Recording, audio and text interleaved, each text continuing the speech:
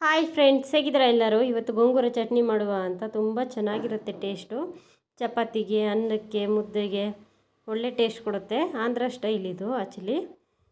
ಆಂಧ್ರ ಅವರು ಗೋಂಗೂರ ರೈಸು ಮತ್ತು ಗೋಂಗೂರ ಬಿರಿಯಾನಿ ಈ ಥರ ಎಲ್ಲ ಮಾಡ್ತಾರೆ. ತುಂಬ ಚೆನ್ನಾಗಿರುತ್ತೆ. ಗೋಂಗೂರ ಚಿಕನ್ನು ಮಾಡ್ತಾರೆ. ಮಾಡೋದು ಹೇಗೆ ಅಂತ ನೋಡೋಣ. ಈಗ ಗೋಂಗೂರ ಚಟ್ನಿ ಮಾಡ್ತಾರೋದು. 10 ಒಣಮೆಣಸಿನ್ಕಾಯಿ, ಅರ್ಧ ಟೇಬಲ್ ಸ್ಪೂನ್ ಮೆಂತ್ಯ, ಅರ್ಧ ಟೇಬಲ್ ಸ್ಪೂನ್ ಸಾಸಿವೆ, 1.5 ಟೇಬಲ್ ಸ್ಪೂನ್ ಜೀರಿಗೆ, ಇದರ ಜೊತೆಗೇ 1 ಟೇಬಲ್ ಸ್ಪೂನಷ್ಟು ಧನಿಯಾ ಕಾಳು, ಚೂರು ಆಯಿಲು, ಒಂದು ಸ್ವಲ್ಪ ಎಣ್ಣೆ ಹಾಕ್ಕೊಂಡಿದ್ದೀನಿ. ಒಂದು ಅರ್ಧ ಟೇಬಲ್ ಸ್ಪೂನ್ ಅಷ್ಟು ಇರ್ಬೋದು ಎಣ್ಣೆ, ಅಷ್ಟೇ, ಜಾಸ್ತಿ ಆಗ್ತಾಯಿಲ್ಲ. ಇದಕ್ಕೆ ನಾನು ಒಣಗಿಸಿ ಇಟ್ಕೊಂಡಿರುವಂಥ ಸ್ವಲ್ಪ ಕರಿಬೇವು, ಜಾಸ್ತಿ ಕರಿಬೇವು ಇದ್ದಾಗ ನಾನು ಸ್ವಲ್ಪ ಬಿಸಿಲಿಗೆ ಹಾಕಿ ಒಣಗಿಸಿ ಇಟ್ಕೊತೀನಿ. ಈ ಥರ ಮಾಡಿ ಇಟ್ಕೊಂಡ್ರೆ ನಾವು ಬಸ್ಸಾಂಬಾರಿಗೆಲ್ಲ ಹುರ್ಕೋತೀವಲ್ಲ ಈರುಳ್ಳಿ, ಅದ್ರ ಜೊತೆಗೆ ಸ್ವಲ್ಪ ಹಾಕ್ಕೋಬೋದು, ಒಳ್ಳೆಯದಾಗ್ತದೆ, ಟೇಸ್ಟು ಚೆನ್ನಾಗಿ ಬರುತ್ತೆ. ಇದನ್ನು ಚೆನ್ನಾಗಿ ಸ್ವಲ್ಪ ಗೋಲ್ಡನ್ ಕಲರ್ ಬರೋ ತನಕ ಫ್ರೈ ಮಾಡೋಣ. ತುಂಬ ಉರಿ ಇಟ್ಕೋಬೇಡಿ, ಯಾಕಂದರೆ ತುಂಬ ಕಪ್ಪಾಗಿಬಿಟ್ರೆ ಚಟ್ನಿ ಕಹಿ ಥರ ಆಗಿಬಿಡುತ್ತೆ ಮತ್ತು ಟೇಸ್ಟ್ ಚೆನ್ನಾಗಿ ಬರೋದಿಲ್ಲ. ಹಾಗಾಗಿ ಇದನ್ನು ಮೀಡಿಯಮ್ ಉರಿ ಇಟ್ಕೊಂಡು ಹುರ್ಕೊಳ್ಳೋಣ.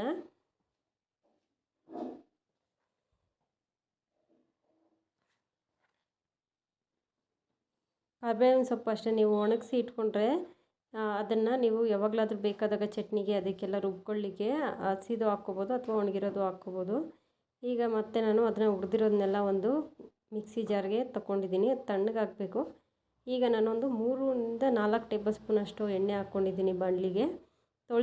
ತೊಳೆದು ಬಟ್ಟೆ ಮೇಲೆ ಹಾಕಿಟ್ಕೊಂಡಿರುವಂಥ ಗೋಂಗೂರ, ಇದು ಗೋಂಗೂರ ಸೊಪ್ಪು ಅಂತಾರೆ. ಕಾಟನ್ ಬಟ್ಟೆ ಮೇಲೆ ತೊಳೆದಿದ ತಕ್ಷಣ ಕಾಟನ್ ಬಟ್ಟೆ ಮೇಲೆ ಹಾಕಿದ್ರೆ ನೀರಿನ ಅಂಶ ಎಲ್ಲ ಸ್ವಲ್ಪ ಕಡಿಮೆ ಆಗಿಬಿಡುತ್ತೆ. ಆವಾಗ ನಾವು ಎಣ್ಣೆಲಿ ಹಾಕ್ಕೊಂಡು ಚೆನ್ನಾಗಿ ಫ್ರೈ ಮಾಡಿಕೊಂಡ್ರೆ ಚಟ್ನಿ ಯಾವಾಗಲೂ ಹಾಳಾಗೋದಿಲ್ಲ. ಸುಮಾರು ದಿವಸ ಹಂಗೆ ಇಟ್ಕೊಂಡ್ರೂ ಕೂಡ ಇದು ಚಟ್ನಿ ಅನ್ನೋದು ಹಾಳಾಗೋದಿಲ್ಲ. ಅದಕ್ಕೋಸ್ಕರನೇ ನೀರು ಇಲ್ದಂಗೆ ಸ್ವಲ್ಪ ಒಂದು ಕಾಟನ್ ಬಟ್ಟೆ ಮೇಲೆ 1 ಅವರ್ ಸ್ವಲ್ಪ ನೀರೆಲ್ಲ ಎಳೆಯೋ ತನಕ ಹಾಕಿಟ್ರೆ ಇದು ಚೆನ್ನಾಗಿರುತ್ತೆ. ಈಗ ಇದನ್ನು ನೋಡಿದ್ರಲ್ಲ ಕ್ವಾಂಟಿಟಿ ಎಷ್ಟು ಕಡಿಮೆ ಆಗಿಬಿಡ್ತು ಅಂತ. ಸೊಪ್ಪನ್ನೋದು ಜಾಸ್ತಿ ಇರುತ್ತೆ ನೋಡಲಿಕ್ಕೆ, ಬಟ್ ಆದರೆ ಬೇಯೋಷ್ಟೊತ್ತಿಗೆ ಸ್ವಲ್ಪ ಆಗಿಬಿಡುತ್ತೆ.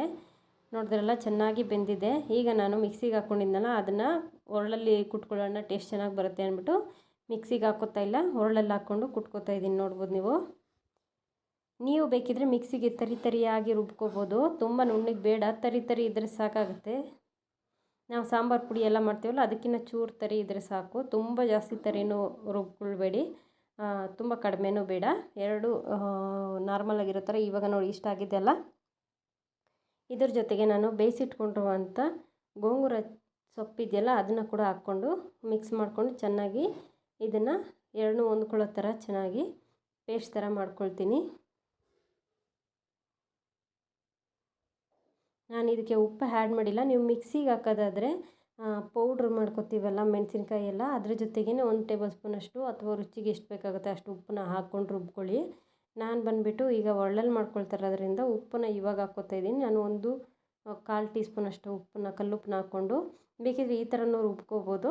ನಾನು ಜಾಸ್ತಿ ರುಬ್ಬಲಿಲ್ಲ, ಫಸ್ಟೇ ಎಲ್ಲ ರೆಡಿ ಕುಟ್ಕೊಂಬಿಟ್ಟಿದ್ನಲ್ಲ. ಈಗ ಒಂದು ಬಾಣಲಿ ತೊಗೊಂಡು ಅದಕ್ಕೆ ನಾನು ಒಂದು 6 ಟೇಬಲ್ ಸ್ಪೂನಷ್ಟು ಎಣ್ಣೆ ಹಾಕ್ಕೊಂಡಿದ್ದೀನಿ. ಸ್ವಲ್ಪ ಎಣ್ಣೆ ಜಾಸ್ತಿ ಇರಬೇಕು ಇದಕ್ಕೆ. 1 ಟೇಬಲ್ ಸ್ಪೂನಷ್ಟು ಸಾಸಿವೆ, 1/4 ಟೀ ಸ್ಪೂನಷ್ಟು ಉದ್ದಿನ ಬೇಳೆನ ಹಾಕ್ಕೊಂಡಿದ್ದೀನಿ. ಬೇಕಿದ್ರೆ ಇದಕ್ಕೆ ಜೀರಿಗೆನೂ ಹಾಕ್ಕೋಬೋದು. ಮೆಣಸಿನ್ಕಾಯಿನ 4-5 ಬೇಕಿದ್ರೆ ಮುರಿದು ಹಾಕ್ಕೋಬೋದು, ಟೇಸ್ಟ್ ಚೆನ್ನಾಗಿರುತ್ತೆ. ಸ್ವಲ್ಪ ಖಾರ ಇರಬೇಕು. ನಾನು ಸಾಸಿವೆ ಈಗ ಹಾಕ್ಕೋತಾ ಇದ್ದೀನಿ. 1 ಟೇಬಲ್ ಸ್ಪೂನಷ್ಟು ಸಾಸಿವೆ ಹಾಕ್ಕೊಂಡಿದ್ದೀನಿ. ಸಾಸಿವೆ ಮತ್ತು ಜೀರಿಗೆ ಹಾಕ್ಕೊಂಡಿದ್ದೀನಿ 1 ಟೇಬಲ್ ಸ್ಪೂನಷ್ಟು. 1/4 ಟೇಬಲ್ ಸ್ಪೂನಷ್ಟು ಉದ್ದಿನ ಬೇಳೆ. ನಾನು ಆವಾಗಲೇ ಸಾಸಿವೆ ಅಂತ ಹೇಳಿಬಿಟ್ಟೆ, ಜೀರಿಗೆ ಹಾಕ್ಕೊಂಡೆ. ಈಗ ಇದನ್ನು ಚೆನ್ನಾಗಿ ನಾವು ಒಗ್ಗರಣೆ ಯಾವಾಗಲೂ ಎಲ್ಲದಕ್ಕೂ ಮಾಡ್ಕೊಳ್ಳೋ ಥರ ಮಾಡಿಕೊಂಡ್ರೆ ಸಾಕಾಗುತ್ತೆ. ನಾನೀಗ ಹಸಿ ಕರಿಬೇವಿನ ಸೊಪ್ಪನ್ನ ಉಪಯೋಗಿಸ್ತಾ ಇದ್ದೀನಿ. 2 ಮೆಣಸಿನ್ಕಾಯಿನ ಕಟ್ ಮಾಡಿ ಹಾಕ್ಕೊಂಡು 4-5 ಎಲೆಗಳಷ್ಟು ಕರಿಬೇವನ್ನ ಹಾಕ್ಕೊಂಡು ಜಜ್ಜಿಟ್ಕೊಂಡಿರೋ ಬೆಳ್ಳುಳ್ಳಿ 4-5 ಎಸಳುವನ್ನು ಜಜ್ಜಿಬಿಟ್ಟು ಹಾಕ್ಕೊಂಡಿದ್ದೀನಿ, ಚೆನ್ನಾಗಿ ಫ್ಲೇವರ್ ಬಿಡುತ್ತೆ ಅಂತ. ಇದನ್ನು ಎಣ್ಣೆಯಲ್ಲಿ ಗೋಲ್ಡನ್ ಕಲರ್ ಬರೋ ತನಕ ಫ್ರೈ ಮಾಡೋಣ. ಬೆಳ್ಳುಳ್ಳಿ ಗೋಲ್ಡನ್ ಕಲರ್ ಬರಬೇಕು, ಅದುವರೆಗೂ ಫ್ರೈ ಮಾಡಬೇಕು ನಾವು. ಆವಾಗನೇ ಚೆನ್ನಾಗಿರುತ್ತೆ. ಇಲ್ಲಾಂದರೆ ಹಸಿ ಥರ ಬೆಳ್ಳುಳ್ಳಿ ಇದ್ದರೆ ಚೆನ್ನಾಗಿರಲ್ಲ ಟೇಸ್ಟು. ನೋಡಿ ಗೋಲ್ಡನ್ ಕಲರ್ ಬಂದಿದೆ ಬೆಳ್ಳುಳ್ಳಿ. ಈಗ ನಾವು ಏನು ರುಬ್ಬಿಟ್ಕೊಂಡಿದ್ವಲ್ಲ ಗೋಂಗೂರ ಚಟ್ನಿ ಅಂದರೆ ಸೊಪ್ಪನ್ನು, ಅದನ್ನು ತೆಗೆದು ಈಗ ಒಗ್ಗರಣೆಗೆ ಹಾಕ್ಕೊಂಡು ಚೆನ್ನಾಗಿ ಎಣ್ಣೆಯಲ್ಲಿ ಫ್ರೈ ಮಾಡ್ಕೊಳ್ಳೋಣ. ಎಣ್ಣೆಯಲ್ಲಿ ಈ ಥರ ಫ್ರೈ ಮಾಡ್ಕೊಳ್ಳೋದ್ರಿಂದ ಎಷ್ಟು ದಿವಸ ಇಟ್ಟರು ನಿಮಗೆ ಅದು ಹಾಳಾಗೋದಿಲ್ಲ ಮತ್ತು ಟೇಸ್ಟು ತುಂಬ ಚೆನ್ನಾಗಿ ಬರುತ್ತೆ. ಇದು ಸ್ವಲ್ಪ ಬಂಕ ಥರ ಈ ಬೆಂಡೆಕಾಯಿ ಇರುತ್ತಲ್ಲ ಅದೇ ಥರ ಇದು ಗಮ್ ಟೈಪ್ ಇರುತ್ತೆ. ಬಟ್ ಆದರೆ ಸ್ವಲ್ಪ ಪೇಷನ್ಸಿಂದ ಒಂದು ಸ್ಪೂನಲ್ಲಿ ನಿಧಾನವಾಗಿ ತಿರುಗಿಸ್ಕೊಟ್ಕೊಂಡು ಚೆನ್ನಾಗಿ ಇದು ಮಾಡಿದ್ರೆ ನೀವು ಅಂದರೆ ಮಿಕ್ಸ್ ಮಾಡಿಕೊಂಡ್ರೆ ಎಣ್ಣೆ ಜೊತೆಗೆ ಚೆನ್ನಾಗಿ ಹೊಂದ್ಕೊಳ್ಳುತ್ತೆ. ಎಣ್ಣೆ ಜೊತೆಗೆ ತುಂಬ ಚೆನ್ನಾಗಿರುತ್ತೆ. ಇದು ಸ್ವಲ್ಪ ಹುರಿದಾದ್ಮೇಲೆ ನೋಡ್ಬೋದು ಸೈಡ್ಸಲ್ಲಿ ಸ್ವಲ್ಪ ಎಣ್ಣೆ ಬಿಡೋಕ್ಕೆ ಸ್ಟಾರ್ಟ್ ಮಾಡ್ತಾ ಇದೆ ಅಲ್ಲ, ಈಗ ಇದು ರೆಡಿಯಾಗಿದೆ ಅಂತ ಅರ್ಥ. ನೋಡಿ ಆವಾಗಲೇ ಇದ್ದಿದ್ದಕ್ಕೂ ಇವಾಗ ಇದ್ದಿದ್ದಕ್ಕೂ ಸ್ವಲ್ಪ ಕಲರ್ ಚೇಂಜ್ ಆಗಿದೆ ಮತ್ತು ನೋಡಿದ್ರೇ ಗೊತ್ತಾಗ್ಬಿಡುತ್ತೆ ಇದು ಬೆಂದಿದೆ ಅಂತ. ನೋಡಿ ಬಿಸಿ ಬಿಸಿಯಾಗಿದೆ, ತುಂಬ ಚೆನ್ನಾಗಿರುತ್ತೆ, ಮಾಡಿ ಒಂದು ಟೈಮು.